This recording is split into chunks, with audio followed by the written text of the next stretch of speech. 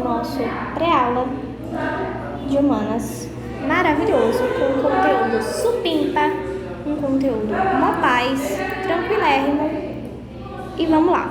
Antes da gente dar início, ao conteúdo que vocês amam, que envolve guerras, porque eu sei que vocês amam conteúdo de guerras, a gente precisa falar um pouco de uma ideologia que veio surgindo lá na Europa e que vai ser muito importante para um dos conteúdos, que a gente vai falar nessa semana, que é a Guerra Fria. Vamos lá. A gente vai começar falando dos ideais socialistas. Os ideais socialistas são aqueles ideais que vieram surgindo no fim da Revolução Russa. Ou seja, a gente vai pegar o embalo da Revolução Russa.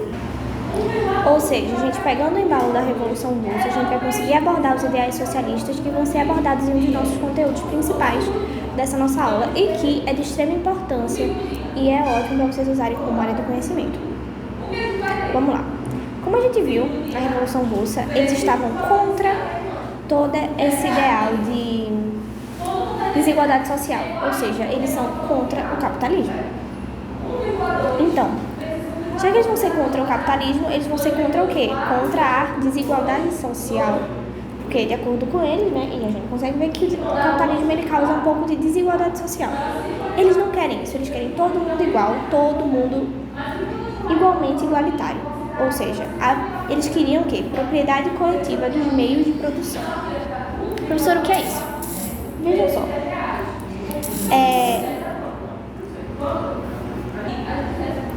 Com o sistema deles, eles queriam que todo mundo tivesse dividido não, igualitário.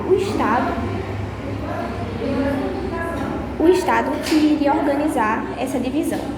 Ou seja, o Estado era responsável por dividir de forma igual as terras, os produtos, os recursos naturais para todo mundo. Ou seja, é tudo administrado coletivamente. Não tem isso de a minha terra, não. A terra é de todo mundo por igual. Aí a gente também tem distribuição equitativa da riqueza. Ou seja, todos os benefícios da produção vão ser compartilhados de maneira igualitária para que todo mundo tenha o mesmo padrão de vida. Não vai ter alguém mais rico do que o outro, não. Eles querem todo mundo tendo o mesmo padrão de vida. Deu para entender? Então vamos lá. Aí, além disso, a gente tem o internacionalismo. O socialismo, ele vai ter uma dimensão muito internacionalista. Ele vai buscar solidariedade. Ele vai querer que os trabalhadores se unam, e trabalhem entre si. Isso ocorre em vários países. Isso tem a cooperação global entre eles em prol de uma sociedade mais justa. Aqui, ó. Esse conteúdo é de extrema importância porque a gente vai ver o socialismo na aula de hoje, a gente vai ver o socialismo contra o capitalismo. Capital. A gente vai ver eles contra o capital. E o capitalismo, ele dá uma desigualdade social muito grande. Eles querem igualitar toda essa situação.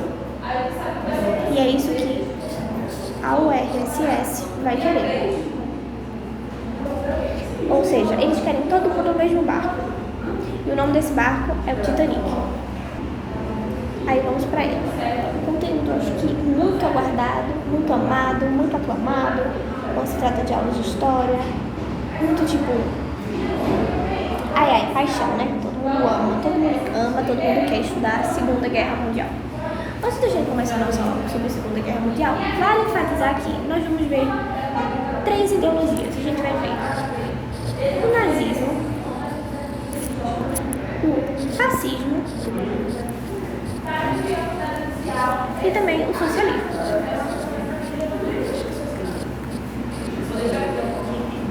A gente tem o nazismo na Alemanha, o fascismo na Itália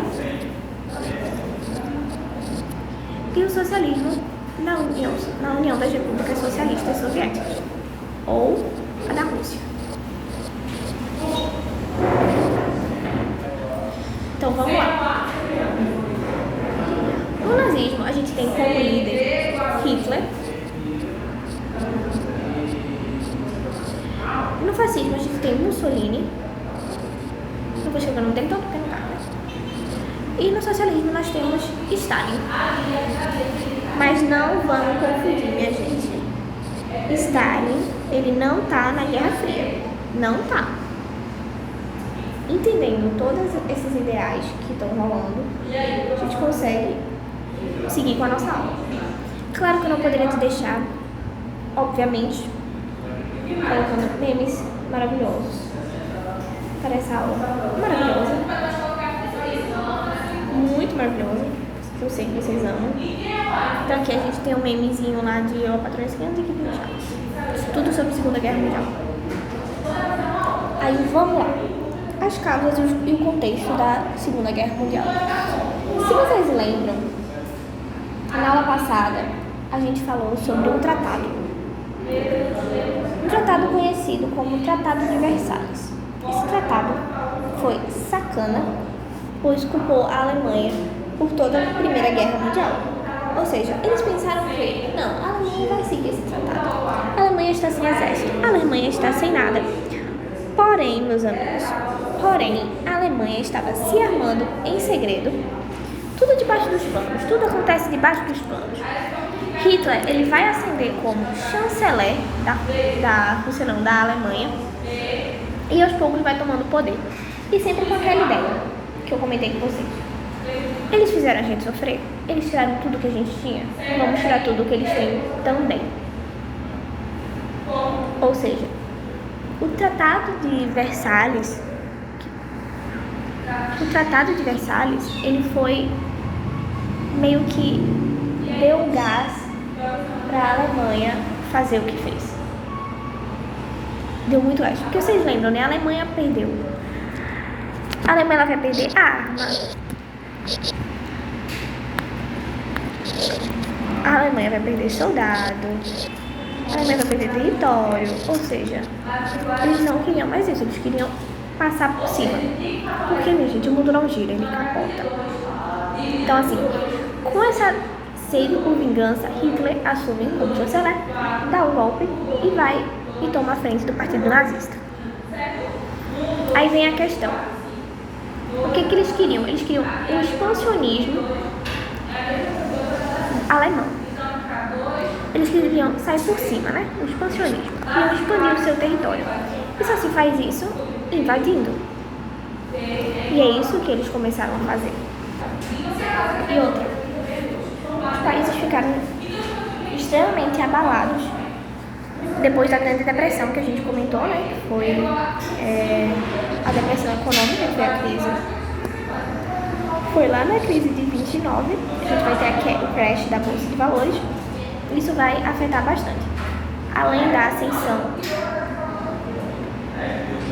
de líderes no Japão, na Itália e na Alemanha. Deu para entender? Isso aqui são as causas e o contexto para a gente dar início ao pontapé inicial dessa guerra. Aí nós temos Adolf Hitler e a Alemanha nazista. Vocês lembram daquela questão que eu sempre pergunto para vocês? Qual a diferença de um rei e um imperador? Um rei, ele governa no seu país, ele governa para o seu povo. O imperador, ele busca o expansionismo. E era isso que Hitler queria. Ele queria um expansionismo alemão. Eles queriam a supremacia alemã, o sangue ariano, né? E foi isso que Hitler, quando assumiu o poder, começou a implementar. Ou seja, assim que Hitler assume o poder, ele vai dar uma série. Primeiramente, ele vai buscar reconstruir a economia alemã. Primeiramente, ele quer isso. Por quê? O povo alemão, gente, eles estavam sem perspectiva de futuro, sem perspectiva para nada. Até porque eles saíram perdendo. Ou seja, como conseguir o apoio de pessoas que estão extremamente descrentes do futuro, que eles estão extremamente abalados, porque o Tratado de Versalhes praticamente destruiu a Alemanha. Ou seja, o que fazer para conquistar o povo? Simplesmente fortalecendo a economia, diminuindo o índice de desemprego e fortalecer a indústria militar. É isso que é necessário para conquistar um povo totalmente abalado. Porém, ele também vai fazer o quê? Criar uma discriminação muito grande contra a minoria. E que era essa minoria? Os judeus. Não só os judeus, mas a gente também tem negros, homossexuais e tudo mais. Não era só os judeus que iam para o campo de concentração. Negros, judeus, homossexuais, pessoas que batiam de frente contra o nazismo. Então, todo mundo que discordava de Hitler, todas essas minorias iam tudo para os campos de concentração. Pois ele queria, como eu comentei antes, né, a supremacia racial, a supremacia da raça ariana. Então, isso levou ao aumento da perseguição contra os judeus. Gente, era tanto que tinha hora para judeus sair de casa, tinha rua que o judeu podia ir, tinha rua que o judeu não podia entrar. Os judeus foram mandados para uma área reservada na Alemanha, onde tinha várias pontes. Tinha hora que a ponte abria, tinha hora que a ponte fechava, ou seja, tinha hora que os judeus podiam sair de casa, tinha hora que eles não podiam. Era tudo assim, bem discriminado. E o que acarretou, todo mundo conhece, né? Acarretou, infelizmente, no Holocausto. Então vamos lá. Vamos continuar essa perseguição de Hitler para os judeus. A gente vai ter a Noite dos Cristais. Não sei se vocês já ouviram falar, Noite dos Cristais. O nome é lindo, porém o que aconteceu não é. O que rolou ali não foi. Foi uma série muito grande de ataques aos judeus durante uma noite. Ou seja, eles invadiram sinagogas, invadiram lojas de judeus e quebraram tudo, destruíram tudo. Por que a professora Noite dos Cristais? Porque os vidros que caíam das vitrines das lojas, das sinagogas, caíam na rua e acabava, parecendo cristais. Por isso que foi dado o nome de Noite dos Cristais, ou Kristallnacht. Hitler, ele era chamado de Führer, que era o líder em alemão. Ele era admirado por todos, criou uma propaganda muito forte, né, dos seus ideais para tentar convencer as outras pessoas de fazerem parte das suas ideias e tudo mais. Hitler, como nesse meme aqui que eu botei, o que é aquilo? Um país não invadido? Ou seja, Hitler estava buscando expandir o seu território, expandir o território alemão. Porém, como no meme anterior, que eu botei aqui, Hitler invadindo países, a Alemanha se rearmando, a Alemanha invadindo países, a Inglaterra e a França. Simplesmente, a Inglaterra e a França não interviram nas decisões nazistas. Não fizeram nada contra isso. Os pais pensam, meu Deus, por quê? Não fizeram nada. Simplesmente fingiram, tô invisível, não vejo nada, não enxergo. Porém, lá em 1939, Hitler, ele invade a Polônia. Quando Hitler invade a Polônia, ele é considerado o estopim da Segunda Guerra Mundial. Por quê? Hitler invadiu os países para anexar seu território. Aí o que a Inglaterra e a França fez? Olha, Hitler, tá bom, você já pegou esses países, tranquilo, beleza, não pegue mais nenhum, não. Não invada a Polônia. Não invada. Ou seja, ele queria anexar a Alemanha Oriental com a Ocidental. Deu pra entender? Eles na Alemanha Ocidental queriam anexar a Alemanha Oriental. Porém, peraí, vou fazer um desenho aqui, A gente tem a Alemanha, vou botar aqui a Ocidental, aqui, e a gente tem a Oriental aqui. E no meio disso tudo, a gente tem a Polônia. Como é que Hitler quer juntar esses dois? Porém, no caminho a gente tem que ir a Polônia. O que Hitler fez? Vou invadir a Polônia. E dane-se. Esse foi o estopim da guerra. Porque os países, eles não aguentavam mais isso. Disse assim, Hitler, tá bom, chega. Já deu. Foi a gota d'água. Você não devia ter feito isso. Aí a gente tem a junção dos times. Nós temos o eixo e os aliados. Aí na potência dos eixos a gente tem... Do eixo a gente tem Itália, Japão e Alemanha. Itália com Mussolini, O Japão com Hideki Kojo e a Alemanha com Hitler. Beleza, eles formaram o que? O eixo. Aí agora a gente vem para os aliados, que é Estados Unidos, Reino Unido, União Soviética e outros países. Sim, a União Soviética ela vai entrar ao lado dos aliados. Porém, a gente vai ver que vai ocorrer uma série de coisas para que isso aconteça. Então, vamos lá. Respondendo, à agressão sofrida contra a Polônia, os aliados eles vão declarar guerra contra a Alemanha. E isso confirma, isso marca o início formal da Segunda Guerra Mundial. Ou seja, foi aí que deu o conflito que acabou com tudo. Simplesmente foi o maior desastre mundial e a gente vai ver os acontecimentos. A gente tem aqui os eixos dos aliados. Gente, eu tenho que comentar sobre isso. A Itália simplesmente não aquieta o facho. Muda a casaca toda hora. Mas eu vou explicar porque a Itália ela vai mudar a casaca. Não é tão simples assim. Mas Mussolini e Hitler não eram besties, não eram muito amigos? Sim. E vão morrer sendo muito amigos. Porém, quando Mussolini ele perde o poder,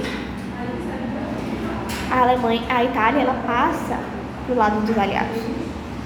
Então assim, em mais uma guerra, a Itália ela virou a casaca. E já é de se esperar. Mas vamos lá. O eixo, ele vai ser a aliança formada pela Alemanha, ou seja, não vamos confundir eixos e aliados. Até porque aliados é um nome tão da paz. Então aqui, hashtag paz. Acho que tá escrito paz, mas enfim. Deixa eu fazer bonitinho. Hashtag mó paz. Então vamos lá, é muito bom a gente saber essa divisão de eixo e aliados. Aqui tem um meme assim, os aliados com 100% de força, os aliados com 95% de força, porque vocês vão entender, a União Soviética ela vai entrar com fogo nos olhos, vai entrar simplesmente com fogo nos olhos. Por quê? A União Soviética tinha assinado um tratado com Hitler para simplesmente não se envolver na guerra. Olha, você não me ataca, eu não lhe ataco. Tudo bem, tudo tranquilo, beleza. A Alemanha, ok, tranquilo. Porém, Hitler ele vai quebrar esse tratado querendo invadir a União Soviética. Aí a União Soviética vai ficar revoltada e vai entrar com fogo, com gorro de gás. Eu acho que é assim que fala nesse ditado. Deve ser assim. Enfim, vamos lá. O Brasil ele vai entrar, porém, de início, ele vai declarar neutralidade. Primeiramente, o Brasil ele vai declarar neutralidade para não querer se envolver, Mas a gente sabe que no fim ele acaba se envolvendo e entra do lado dos aliados. E a gente vai ver isso nessa aula maravilhosa. Aí vem uma questão sensível, uma questão muito delicada, que eu não botei meme em respeito, uma questão bem delicada, o Holocausto, minha gente. O Holocausto, ele foi é até difícil de falar, foi um ponto muito difícil na Segunda Guerra Mundial, um ponto muito difícil em relação ao nazismo. Porque a gente tem, como vocês viram, a perseguição muito grande, forte em relação aos judeus. E eram muitas leis anti-judaicas, minha gente, muitas leis. Eles simplesmente invadiam as casas de judeus, quando tinham mulheres grávidas, espancavam as barrigas dessas mulheres para os bebês morrerem. É assim que funcionava, para ir eles para os campos de concentração. Ou seja, a gente tem duas diferenças, tem o campo de concentração e o campo de extermínio. O campo de concentração era para onde eles iam primeiramente. Depois eles eram enviados para o campo de extermínio, onde a gente tinha os gases e tudo mais. Toda aquela cena de o menino do pijama listrado, de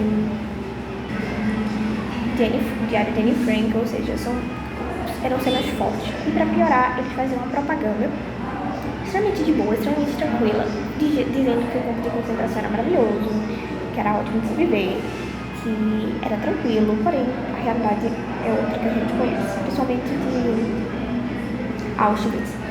Eram situações horríveis. Aqui, milhões de prisioneiros eles foram submetidos a condições brutais de morte, e morte por fome, doenças e maus tratos. Não era só os gases que matavam naquela época. As condições em que eles viviam eram horríveis. Aí aqui a gente tem a solução final. Essa solução final era tensa. Tinha os judeus sobreviventes que diziam que eles chamavam as regiões de A a Z. As regiões dos campos de concentração dos judeus era muito grande, ou seja, eles dividiam região. Quando eles iam para o Z, eles sabiam o que ia acontecer. Porque, gente, o Z é a última letra do alfabeto, ou seja, não tem nada mais pra frente. Então, sabiam que a morte estava certa. Aí aqui a solução final era o extermínio em massa dos judeus. Isso mandou os judeus para os campos de extermínio. E aí a gente tem as câmaras, as famosas câmaras de gás. São assuntos delicados, são assuntos fortes, mas tudo bem. Foi o que aconteceu, né? A gente não pode evitar mais. Enfim. Agora a gente vai começar com o bombardeio. Teve muito bombardeio, eu amei esse nome que eu botei. Não sei se vocês conseguem ler, né? Aqui tem: olha, eu sou uma bomba, e tem um cara aqui dentro. Aí embaixo outro: é por isso que vamos perder a guerra. Enfim, sobre a questão dos bombardeios. E na Segunda Guerra Mundial vai ter muito bombardeio, principalmente os aéreos. Ou seja, isso foi uma tática extremamente crucial. Deixa eu botar uma coisa assim. Foi extremamente crucial, né, para a Segunda Guerra. A Alemanha usava muito bombardeio, que eles chamavam de guerras relâmpago. Ai, que guerra legal, guerras relâmpago. Isso lançava ataque aéreo intenso e coordenados. Eles queriam atingir os aliados e devastar eles para que eles não os atacassem. Deu para entender essa questão? Certo? De boas? Vamos lá. De boas nem tanto, né, gente? Eu sei. Enfim. Esses bombardeios aéreos, eles moldaram a estratégia militar da Alemanha e fez com que a guerra se tornasse cada vez mais devastadora, onde a população civil, era totalmente afetada. Eles não estavam nem aí, só queriam atacar. E era isso que rolava. Aí a gente vem pro Brasil, na Segunda Guerra Mundial. A gente tem a famosa frase: a cobra vai fumar. A cobra vai fumar é o auge do Brasil na guerra. Por quê? De primeira, o Brasil, sim, ele ia manter uma neutralidade, assim como a Suíça, como a Suécia. Ele ia manter uma grande neutralidade para não se envolver. E daí para manter a sua soberania. Porém, meus amigos, em agosto de 1942, acaba que navios mercantes do Brasil vão ser afundados. Por quem? Exatamente pelos alemães. Ou seja, o Brasil ele vai romper suas relações diplomáticas com a Alemanha, por consequente com a Itália, e vai apoiar quem? E vai apoiar os aliados. Ou seja, o Brasil vai fazer assim com a Alemanha e com a Itália: você não existe na minha vida. Você me traiu. Tipo aquela música A Lua Me Traiu. Enfim, é isso. Aí o que acontece? Em agosto de 1942, o Brasil ele vai declarar guerra às potências do eixo, que é a Alemanha, a Itália e o Japão. E vai se aliar totalmente, vai dar apoio total para os aliados. Aí vamos lá. A cobra vai fumar. Ai, meu gente. Esse A Cobra Vai Fumar é extremamente perfeito. A cobra vai fumar e a cobra fumou. E fumou bonito, viu? A cobra fumou bonito. O Brasil ele vai enviar a Força Expedicionária Brasileira, que é a FIB. Ou seja, a Força Expedicionária Brasileira são os soldados que vão combater a Itália. Eles vão de frente, vai bater de frente com as tropas de Mussolini. E o que acontece? Eles vão fazer a tomada de Monte Castelo e a Batalha de Montese. Vão ajudar a tomar o território italiano, retirar Mussolini do poder, né? Que Mussolini que estava no ataque. Vão tirar o poder de Mussolini, que era no fascismo, e vão demonstrar muita habilidade militar. E esse aqui era o slogan do exército. A cobra vai fumar, que a cobra vai fumar vem do folclore brasileiro. Então, assim, amei esse negócio da cobra vai fumar, porque a cobra fumou. Isso aqui era o slogan, né? Esse bonequinho aqui da bolinha não, esse aqui, por trás. Era o slogan que dava nas fardas da Força Expedicionária. É muito importante a gente focar nesse nome aqui, ó, Força Expedicionária Brasileira. Por quê? E na sigla, né, FIB, porque eles usam bastante. O anime usa bastante, pra comentar. A gente tem as tropas brasileiras, eles tiveram muito papel, muito importante. Eles ajudaram muito na vitória dos aliados, não só, gente, com o exército. Eles também mandaram enfermeiros, hospitais, assim, hospitais móveis, navios, para ajudar a pôr o fim nessa hostilidade total que estava rolando. Aí vem a batalha. A batalha que marcou o fim. Foi a primeira derrota de Hitler, foi nessa batalha. Simplesmente a primeira derrota de Hitler e a melhor. Eu acho que Hitler, não sei se vocês sabem, né? Eu já comentei na aula da gente de Era Napoleônica que Hitler ele se inspirou muito em Napoleão Bonaparte. Porém, ele devia ter estudado um pouco mais sobre Napoleão. Essa é a minha humilde opinião. Ele devia ter estudado mais para saber que não se brinca com o território russo. Por quê? Vocês lembram que eu comentei que Napoleão ele vai tentar invadir a Rússia, porém ele vai acabar sendo cercado, ele vai acabar sem mantimentos por conta de uma tática conhecida chamada Tática da Terra Arrasada. E que tática é essa, professora? O território russo ele é muito grande. Imagina que é o território russo, muito lindo. Os desenhos são maravilhosos. O que eles fizeram? Eles vão queimar metade do território, queimar e destruir tudo que tem no território. Porque a Alemanha vai entrar por aqui. Ou seja, eles vão tirar suprimentos, vão tirar tudo que é necessário para a sobrevivência e vão ficar esperando. O exército alemão, ele não é acostumado com o frio. O que vai acontecer? Quando eles vão entrando no território russo, eles vão ficar totalmente encurralados.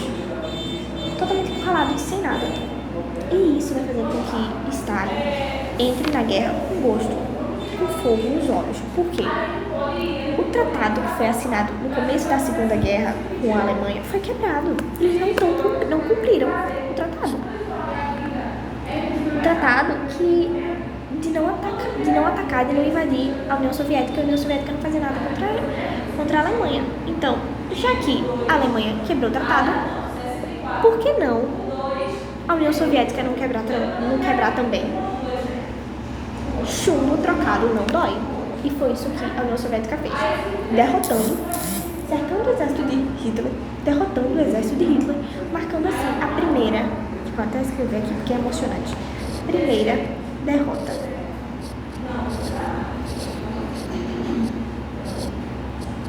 Derrota de Hitler.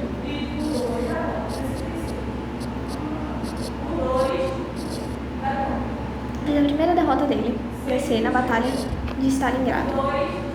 Deu pra entender? Beleza. Quando a gente fala Stalingrado, minha gente, lembra lá que eu falei São Petersburgo? São Petersburgo já teve o nome de Leningrado também e passou Stalingrado quando Stalin assumiu. Aí agora vem um dia extremamente importante, que é chamado do dia D, que foi a invasão da Normandia. Isso. A invasão da Normandia. O que foi a invasão da Normandia? Vejam só, os aliados, eles estavam vendo que Hitler estava invadindo muito, estava causando muito estrago, e começaram, já que Hitler agiu debaixo dos panos, vamos agir debaixo dos panos também.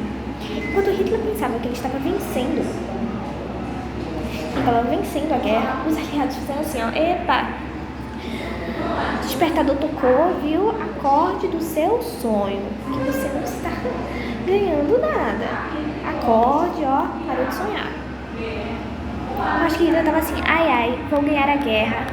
Os aliados, ai, ai, acorde de seu sonho, viu? Porque não vai ser bem assim, não. Eles estavam agindo debaixo dos panos e enviaram mais milhares de soldados, milhares de navios, aeronaves, todos para a Normandia. Nas 5 praias da Normandia, que é Utah, Omaha, Gold, Juno e Sword. Ou seja, tudo isso foi atacado. Foram atacados pelos aliados para tomar de volta esse território. Enfim, o eixo tentou uma resistência muito forte, deu trabalho, a Alemanha deu trabalho para se render, porém, acabou que a captura das pontes de Pegasus e Benouville pelos britânicos foi de extrema importância, foi muito crucial para que Hitler visse, olhasse para ele e pensasse, meu Deus, como esse filme aqui, vamos correr, vamos embora, acabou para nós, desistimos, tentamos fazer a história, não conseguimos, já deu, me rendo, mas ele não se rendeu, ele morreu, né, ele se matou. Então assim, o dia D ele foi de extrema importância para o fim da Segunda Guerra Mundial. Aí, meus amigos, a Alemanha se rende. Uhul, comemoração, a Itália foi tomada, de volta, uhul, alegria. Vocês acham que o Japão vai se render? O Japão vai fazer assim, eu não sou mole, eu vou continuar. Aí vem. Desculpa, gente, esse meme aqui eu achei simplesmente icônico. Aí tem os aliados, vencemos o eixo, a União Soviética, mas os japoneses não se renderam. E agora, os Estados Unidos? Acabou. Porque, como vocês viram, aquele filme maravilhoso que foi lançado, Oppenheimer, que é sobre o criador da bomba atômica. E, sim, é sobre Hiroshima e Nagasaki. Então, vamos lá. O que acontece? Depois da Alemanha ter se rendido, o foco se virou totalmente para o Japão. Totalmente, porque não tinha mais a Itália. A Itália tinha se juntado aos aliados. A Alemanha tinha se rendido. Só sobrou quem? O Japão. O que eles vão fazer? Vamos acabar com o Japão, vamos fazer o Japão se render. Mas o Japão não quer se render, então vamos fazer a força. Os Estados Unidos. Quer se render não? Peraí, eu resolvo a situação do Japão. Vou resolver. O Japão lançou a bomba de Hiroshima. Estados Unidos lançou a bomba de Hiroshima. O Japão se rendeu? Não se rendeu. Foi lançar a de Nagasaki. Quando ele lança a de Nagasaki, o Japão ele vai se render totalmente. Ele vai fazer assim, não, já chega, já deu, acabou, não aguento mais. Porque o impacto foi tão forte, foi devastador. As bombas atômicas foram devastadoras. E isso acabou levando à rendição, a rendição do Japão. E assim, com a rendição do Japão, a gente tem o fim da Segunda Guerra Mundial. Finalmente a guerra acabou, minha gente. Porque imagina, se a Alemanha se rendeu, quem é o Japão para não se render? Quem é o Japão na fila do pão? Rimou. Curti, rimou. Gostei. Aí vamos lá. Para as consequências da Segunda Guerra Mundial. As consequências são várias. Acho que é meio óbvio isso. São muitas consequências. E assim, a gente tem uma devastações muito grandes de diversas cidades. Principalmente de Hiroshima e Nagasaki, que a gente teve, da Europa completamente devastada. E a gente tem elas, que vai chegar nesse assunto já. A ascensão das superpotências. A Segunda Guerra Mundial vai marcar, a ascensão dos Estados Unidos e da União Soviética.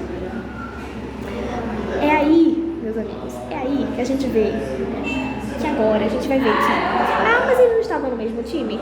Sim, meus amigos, estavam no mesmo time. Porém, com a gente que estuda história, a gente tem que entender que o que é bom dura pouco. As amizades, elas duram pouco. Ou seja, vamos dar início a uma guerra maravilhosa de ideais, de ideologias. Aí a gente tem, a Alemanha ela vai ser dividida em duas partes. É muito importante a gente saber isso, principalmente para estudar a Guerra Fria. Vai ser dividida em Alemanha Ocidental e Alemanha Oriental. Vamos pensar nisso. A Alemanha Oriental ela vai ficar sob o domínio da União Soviética e a Alemanha Ocidental sob o domínio dos Estados Unidos. Aí imagina, meu Deus, um país dividido em dois, só com um muro no meio, e de um lado fica União Soviética e do outro lado fica Estados Unidos. Meu Deus, que doideira. Pois é, mas a gente vai ver essa doideira já. E agora que começa. Agora, eu vou até mudar a cor da canetinha, porque agora vai começar o sacode. O sacode, ele vai começar de forma... Meu Deus, meu Deus. O sacode, ele vai vir de um jeito maravilhoso. Aí a gente tem aqui. Vamos imaginar aqui que isso aqui é o muro de Berlim. Isso aqui, bonitinho. Muro de Berlim. Que alegria. Desse lado aqui a gente tem a UR. Desse lado aqui a gente tem a URSS. E desse lado aqui a gente tem os Estados Unidos da América. Por que eu botei os Estados Unidos azul e a União Soviética de vermelho? Porque a União Soviética, obviamente, eles usam muito vermelho e também é o socialismo.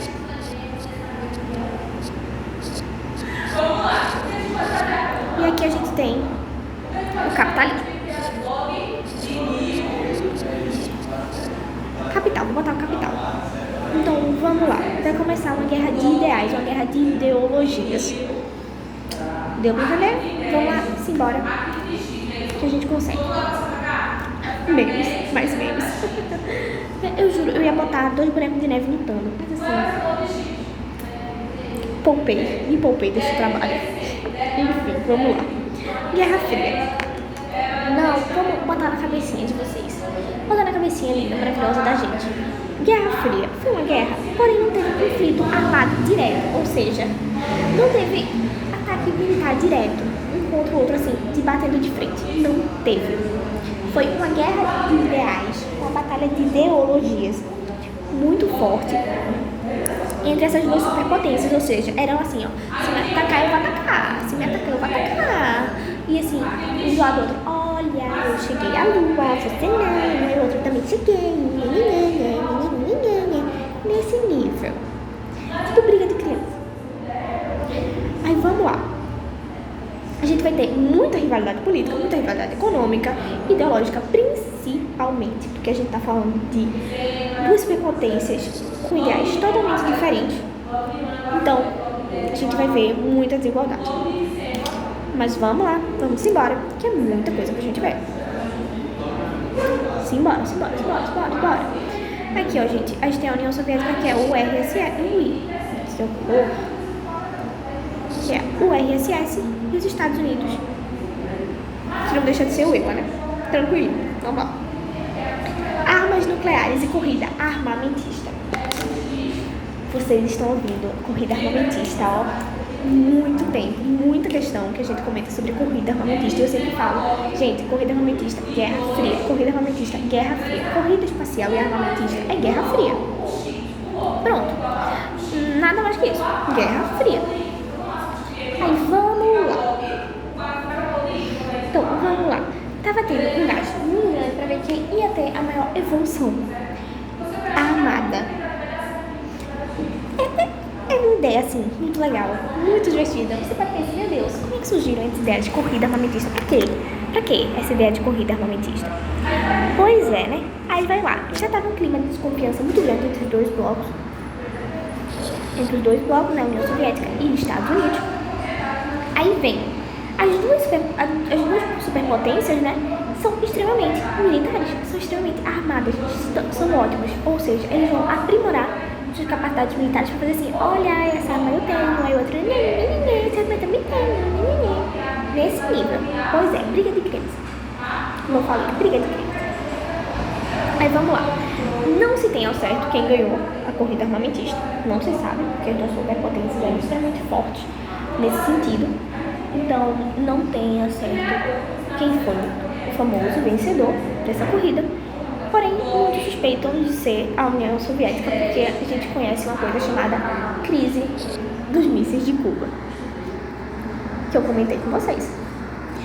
A crise dos mísseis de Cuba foi o quê? A União Soviética ela colocou mísseis em Cuba virados para os Estados Unidos. Simplesmente isso. Colocou seus mísseis em Cuba virados diretamente para os Estados Unidos, ameaçando atacar os Estados Unidos. Então, assim, eu acho que a gente já sabe quem ganhou a batalha das armas nucleares e da corrida armamentista. Porém, a gente realmente não tem ao certo quem ganhou, já que os dois, né, estavam muito acirrados nesse sentido. Aí a gente vem a divisão da Alemanha e de Berlim.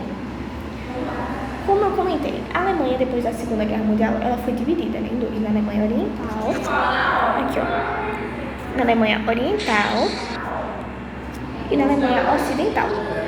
A Alemanha Oriental ela vai ficar sob o domínio da União Soviética. Já a Alemanha Ocidental vai ficar sob o domínio dos Estados Unidos, Reino Unido e a da França. O que dividia os dois era simplesmente o Muro de Berlim. O Muro de Berlim dividia a Alemanha Ocidental da Alemanha Oriental. Ou seja, um lado era capitalista e o outro lado era socialista. E simplesmente assim, o Muro de Berlim foi, como é que eu posso dizer, um marco muito importante, foi um local muito importante dessa guerra. Só que vai marcar o fim, né, da Guerra Fria. Então, pois é. O Muro de Berlim representou a fronteira da Guerra Fria, ou seja, lá era muito tenso, o conflito era muito tenso, tinha famílias separadas por conta do muro. E o Muro de Berlim foi simplesmente o símbolo dessa guerra. Foi o símbolo, foi muito difícil, né, para muita gente, muita família. E o Muro de Berlim vai cair lá em 1989. A Alma da Taylor, meus amigos, a Alma da Taylor Swift. Até aqui, ó. Quem é fã da Taylor Swift, ó, 1989. Então a gente vai ver mais sobre o Muro de Berlim. E agora a gente vai ver um pouco da corrida espacial. Ai, a corrida espacial deu no que deu. Muita gente acha, será que o homem pisou na Lua? Será? Não sabemos ainda. Pode ser que sim, pode ser que não. Então vamos lá. A corrida espacial foi uma competição muito acirrada. Ai meu Deus, eles só faziam competir um com o outro. Cadê o conflito armado? Não teve. Era ideologias. Quem vai vencer? O capitalismo ou a União Soviética? Não, capitalismo ou socialismo? Era essa a disputa deles. Pra ver quem é o mais avançado, o mais evoluído. E a gente vai ter a corrida espacial, que foi uma competição. Sim, a guerra foi feita de competições. Tipo uma gincana. Parecia uma gincana. Quem ganhou a corrida espacial foi a União Soviética, porque eu tinha feito, botado a imagem que vocês ainda tá, de várias coisas que eles enviaram à Lua. Eles enviaram um homem, eles enviaram a mulher à Lua, eles enviaram um satélite antes dos Estados Unidos. Então, quem ganhou a corrida espacial foi a União Soviética. O auge dessa corrida foi lá em 1969, né, que os Estados Unidos enviou o homem à Lua. E depois do fim da Guerra Fria, começou a cooperação internacional que a gente sabe para ir à Lua, que a gente conhece a NASA. Com essa ideia, vamos explorar o espaço. Eu botei aqui um meme aqui interessante, que é: eis que você começa a pensar e entender que, se os dois países tivessem investido o mesmo dinheiro da corrida espacial para o povo, provavelmente ambos hoje seriam melhores. E de fato, se eles tivessem usado esse dinheiro para o povo, a situação era totalmente diferente.